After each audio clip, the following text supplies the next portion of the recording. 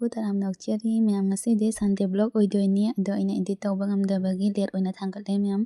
ꯑꯗꯣ ꯑꯩ ꯂꯥꯏ ꯈꯨꯔꯨꯝꯕꯗꯒꯤ ꯑꯗꯨꯝ ꯍꯧꯔꯦ ꯂꯥꯏ ꯈꯨꯔꯨꯝꯕꯁꯤꯁꯨ ꯑꯗꯨꯝ ꯃꯇꯦꯛ ꯑꯃꯇꯅꯤ ꯑꯩꯅ ꯔꯨꯝꯗ ꯑꯗꯨꯝ ꯍꯥꯏꯕꯗꯨꯇ ꯃꯇꯦꯛ ꯈꯛ ꯌꯥꯎꯍꯜꯂꯦ ꯑꯗꯣ ꯉꯁꯤꯒꯤ ꯁꯟꯗꯦꯁꯦ ꯀꯔꯤ ꯀꯔꯤ ꯇꯧꯕ ꯌꯦꯡꯃꯤꯟꯅꯔꯁꯤ ꯑꯗꯨꯝ ꯉꯁꯤꯗꯤ ꯁꯟꯗꯦꯁꯨ ꯑꯣꯏꯔꯦ ꯁꯨꯖꯤ ꯎꯞꯃꯥꯒꯤ ꯐꯖꯅ ꯔꯦꯁꯤꯄꯤꯗꯣ ꯍꯥꯞꯄꯒꯦ ꯃꯌꯥꯝꯅꯁꯨ ꯑꯩꯉꯣꯟꯗ ꯍꯥꯏꯔꯛꯄꯗꯣ काजूगा बदामगा दे ब्लैक राइजिन से मरु लौथोइनी से अतिंगागा मरु लौथोइनी लोइरागा ओइना जेंहलागे से सेमगे हजि मरु यामदे नि तंतुनी हापतोस चला वाना बेयाना मोय खरामा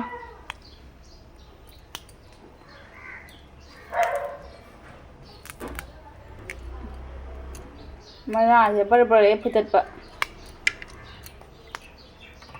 ngari manam su nusire ngari laurisi irombagi ai ngonta da hawani irombaga kainoga ngona to kenga khoi jumgi su chaw jom se la thamna ko ho ho fajare khoi jumgi ya pham jom dongi manam thokor sa thoi jom ja la ra ma da thamgi ni wali ne chali ke na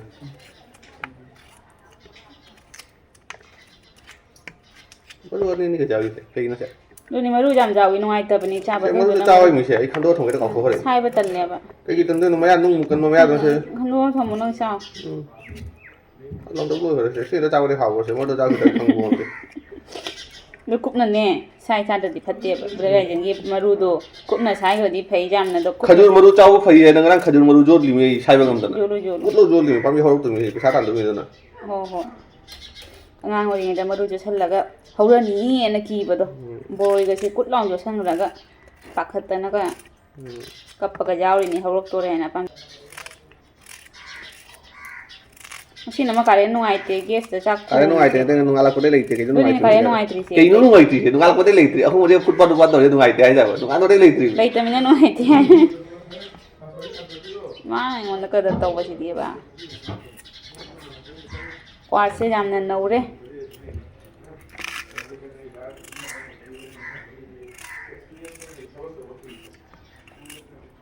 kwa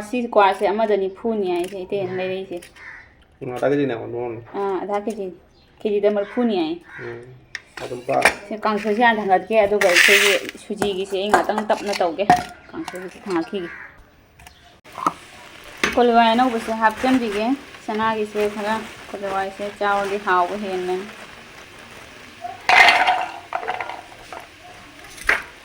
sing siga khara kang soi gi suji sidi ya matam changi khutsu changi lepa jaroi du na ina se hana tawraba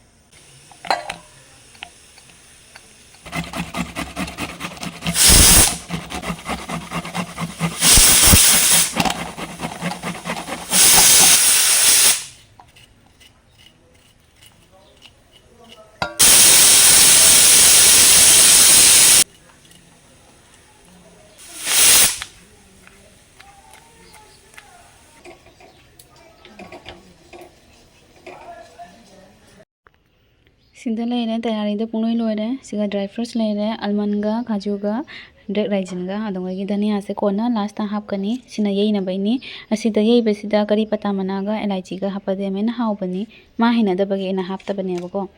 aduga siga leire agi beet tomato onion and then gajar lemon tek pani khakka sida leire aina suji se samaina han badane ghi hapa ga ngaure jai do aina ghi do yam hena heavy chaning da bagi siga leire ghi kem jaw da bidane samaina tawna ngau thoi ni phajana tawna ngangli tawna suji se ngau tho ga lo thok toi ni lo tho ga du gi haji thaw hapa ga tespata do yesel laga asiga gi se mayam se ngau doi ni ba bes mayam se Sida hidoe ai hajik thau hapaga ngaurani sige besingse.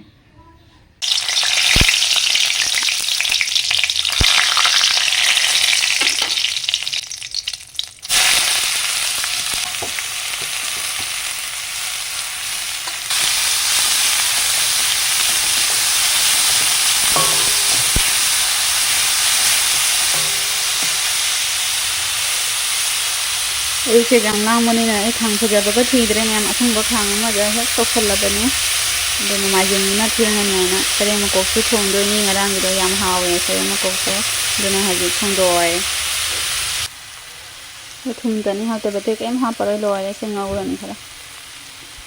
dry fruit ha pa ngau re haji phaja na dry fruit se tespata ha pa ga dry fruit thada raga ngau ro so jai adoga se thada raga ngau ro so jai gala re thumdo cham taraga hapiu ko khatang ja adi cha ba noi ta cham ma di kasu kai de rao nga khra mun jan ba ba ngau ni samai na adunga suji se hapa ga mu ngau do ni ba adu matun de ising hapa ga khumjen na thamani lore futti khra chang bani ma'am hau ba da adum ai suji se duna deli taw de marak marak ta ta wi suji se adaga besan gi duna khra cham ne na besan gi duna taw adu su dum hau ba da kuina budi chang yai yai na taw ba da sareng mako se thamamba do ni se thau ga kano ga tai na thamamba do thau ga machu ga tai thamamba do lo thok na thamme se ga le se thong do ni hangam se su sida le khoi yum dagi maka thek lak e hangam se hapaga alu ga taw na thong do ni khamena simbi hap ta bida se matam di changmani e suji se loira ga se dum thong ani chak pudi loina leiba kuire mapan da khoi keno taw bodo mapan da ngamu lo mofam do aduga iduga ngasi de khamen se lore se mandau na khamen se mandau ga chana bagi aina tai di haina sande da siga leire si di pami je cha ba ya de da siga leire as mai gi mana moi taw yang de nu si bana kaino ne manam se do phajana mulle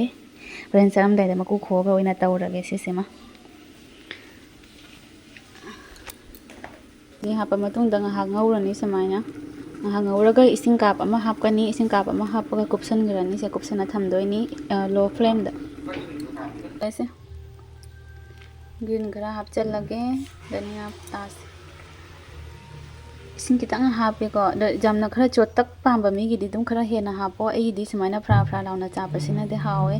ado siga leire makhum kuppaga minute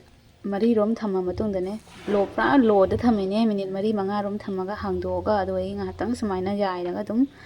muthat le loire ngasi gi suji upma se khohaw ma oiram nang si dry fruit su phajana hapa bani na ngasi sande ni na ing tapna dum tawre ba ko do na ngasi gi se yamna haw khare ma na se yam haw yena ado ai na ngasi se phajaman gi na nusa khara phangba da puthoga se video lawini ado ai ngasi sareng makok se moi thongani sareng makok se ngau pungloi loire ado mayam sareng makok thong bagi pura hadi hapchara roi ge ai mamang da sareng makok sumaina sem thonggi bagi video da yaw khrabane hangam hapaga thongba do do na ngasi de hap roi ge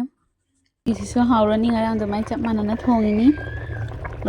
loina mak hapa lore se pungloi lore sawan gi ni khara kuina nga ka sawal laga doi phadigom hapaga lore khamen lobo do siga le do as pamjabani na lore se morok su lawrini aduga ngari siga tawraga se metlani ado tilau hapkani siga yam hawga do male hawni manam su nusi pada lore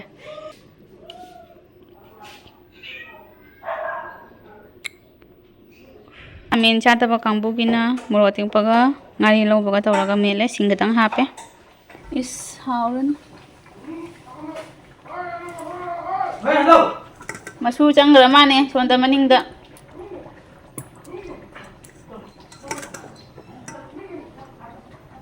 hawrani si suji mundu masak phajabada lore hoi ngasi gi mathel lore simlang tona chan na bai tawrage mayam atai di video makha ta base lawroi ge ngasi gi mathel se pamjaba khamina lawba me pasu yawramina aduna dum totlaga chare ase se sum khara di chai adagi video se mata se da dum losinjarage next video ngai birama mayam next video damo phangnerase ngasi gi de kainarase bye bye la Che la la. Mai bema. Chang la ma bo. sáng nghe chẳng có gì kinh Lão lại mà chơi trong cái lấy bằng cái đàn đi cái đầu lão lại trong cái lực bật chỉ cần một ruột lấy sareng mà cũng lấy hết đây ôi trong thằng đi